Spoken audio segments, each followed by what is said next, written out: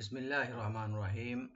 কোরআন প্রিয় ভাইরা, আসসালামু আলাইকুম ওয়া রাহমাতুল্লাহি ওয়া বারাকাতুহু। জি প্রিয় ভাইরা, আশা করি সবাই ভালো আছেন, সুস্থ আছেন।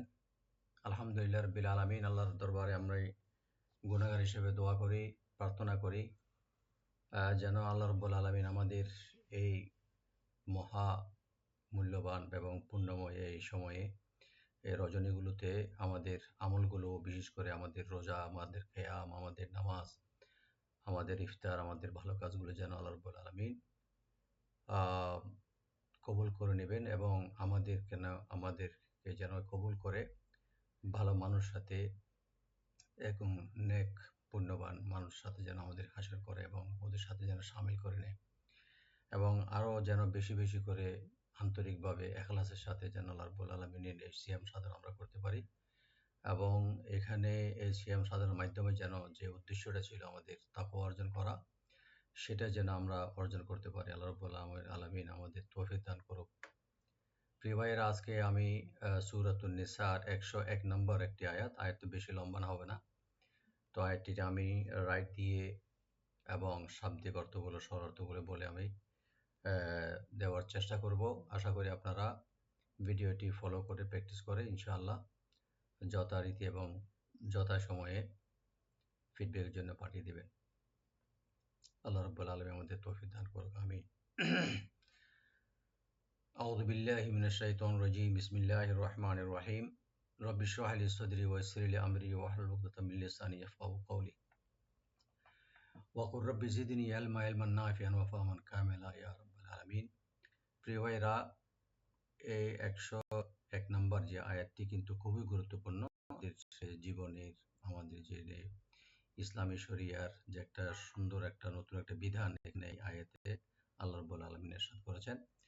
আমরা যে কসর করি, কসর মানে যে নামাজে কসর করি সফরের মধ্যে, ওই যে সফরে কসর করার যেটা নিয়মটা আল্লাহ রাব্বুল আলামিন এই আয়াতের মাধ্যমে ঘোষণা করেছেন এবং আমাদের যারা মুসাফির হবে ওদের ব্যাপারে।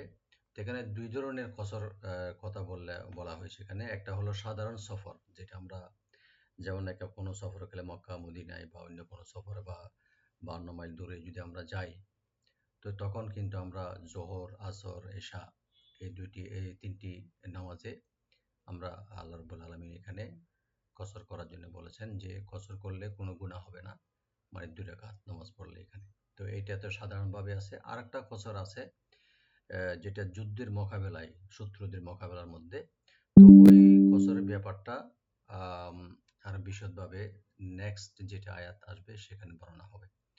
ওখানে বলা হয়েছে যে একই ইমামের পিছনে সৈন্যগুলো, যারা সোলজার থাকবে, মুজাহিদিন থাকবে, এক একটি রাকাত করে পড়া হবে।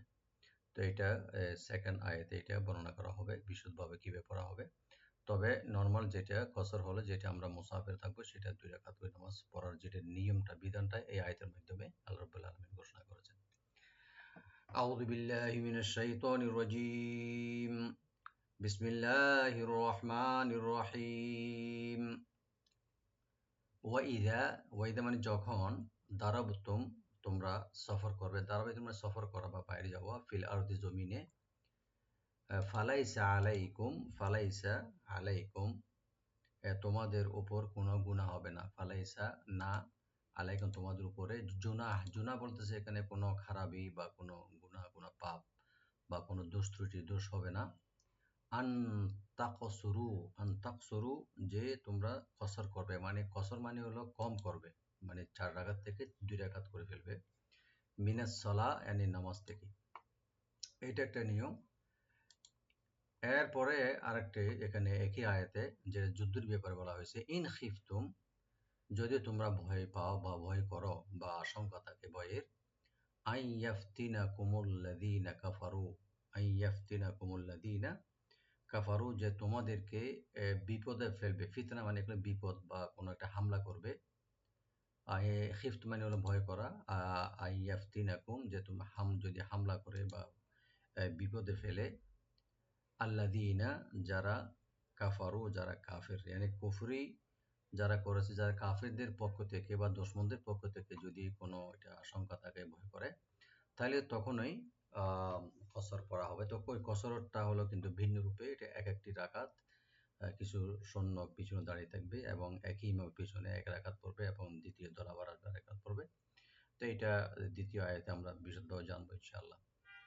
এরপর আল্লাহ রাব্বুল আলামিন ঘোষণা করেছেন, ইন্নাল কাফিরিনা, নিশ্চয় কাফের যারা অস্বীকার করে, যারা কুফরি করে, ইন্নাল কাফিরিনা, কাফেররা, কানু লাকুম, ওরা হলো ওরা হলো আদুওয়াম মুবিনা, প্রকাশ্য শত্রু তোমাদের।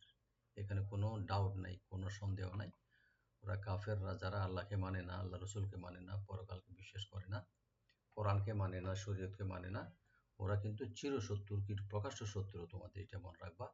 তো সেই শত্রু হিসাবে আমাদের এভাবে ওদের সাথে ট্রিট করতে হবে। এটা আল্লাহ রাব্বুল আলামিন এখানে এভাবে বোঝানো মানে বুঝাইছেন ইনশাআল্লাহ। এখন আমি রাইট দিয়ে পড়ার চেষ্টা করবো ইনশাআল্লাহ। বিসমিল্লাহির রহমানির রহিম। ওয়া ওপেন রাখবেন, হামজাকে রাইট দিয়ে, ওয়া ই, দালটাকে রাইট দিয়ে নরম করে একালে টানবেন। ওয়া ইযা দরাবতুম, দটাকে একটু এখানে ডিপ হবে, ডিপ হবে, মাঝখানে যে বাটা আছে এখানে একটু হালকা কলকলা হবে। আর মিম সাকিন এখানে আমরা জাহার সবই করব, গুণা হবে না। দরাবতুম ফিল আরদি, ফিল আরদি, হামজাকে রাইট দিবেন এখানে, আরদি রা একটু ডিপ হবে, দত আরদি এভাবে ডিপ করে পড়বো। ফালাইসা, ফা ওপেন, লাই হরফে লিন, সিনটাকে ওপেন করে পড়বো, টান হবে না। ফালাইসা আলাইকুম, আলাইকুম, আইনটাকে এভাবে রাইট দিয়ে পড়বেন যেন কোনো মধ্যখান থেকে আসে। লাই এখানে হরফে লিন, মিম সাকিন এখানে জাহার করবে এখানেও, আলাইকুম। জুনাহুন, জুনাহুন, জু না, নুন ওপেন রেখে একলা টানবেন, আর হার উপর যে তানবিন আছে এখানে আমরা জাহার করব, গুণা হবে না। জুনাহুন আন তাকসুরু, আন তাকসুরু, আন এখানে হরফে নুন সাকিন আমরা একফা করবো এখানে, লাইট গুণা। তাকসুরু, তা ওপেন রেখে কাফটাকে একটু ডিপ করে একটু কলকলা হবে এখানে। সোয়াদ ডিপ হবে, রাও ডিপ হবে, রার উপরে এক লিফ টানবো। তাকসুরু মিনাস সলাতি, মিনাস সলাতে নুন ওপেন রাখবেন। আসওয়াদ এখানে ডিপ করে পড়বো, আসওয়াদ সিন যেন না হয়, লামটাকে ওপেন করে এক লিফ টানবো। আসলাতি, তে বলবো না, তি। ইন খিফতুম, ইন এখানে হরফে নুন সাকিন এখানে জাহার করবো আমরা। খিফতুম, মিম সাকিন এখানেও এজাহার হবে, ইন খিফতুম। আই ইয়াফতিনাকুমুল্লাযীনা, আই এখানে নুন সাকিন উপর যদি ইয়া আসে ইদগাম উইথ গুন্না হবে। আই গুন্না সহকারে আমরা সংযোগ করবো এখানে। আই ইয়াফতিনাকুম, ইয়া ওপেন রাখবেন, তি বলবো, নুন ওপেন থাকবে। আই ইয়াফতিনাকুমুল্লাযী, এখানে কোনো টান হবে না। আল্লাযীনা, লাম ওপেন রেখে জালটাকে একালে টানবেন রাইট দিয়ে, নুন টান হবে না। আল্লাযীনা কাফারু, কাফ ওপেন, ফা ওপেন থাকবে, আর রু এখানে ডিপ করে আমরা চার আলিফ টানবো, মধ্যে মুত্তাসিল। কাফারু,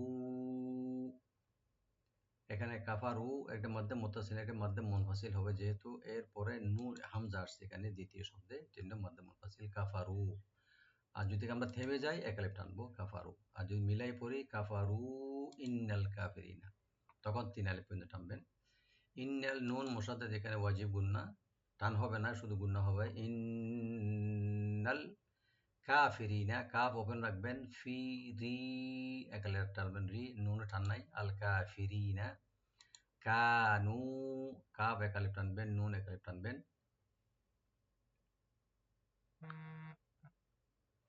লাকুম, লাম ওপেন রাখবেন, আর মিম সাকিন এখানে আমরা এজাহার করবো, এখানে যত মিম সাকিন আছে সবটা এজাহার হবে এখানে।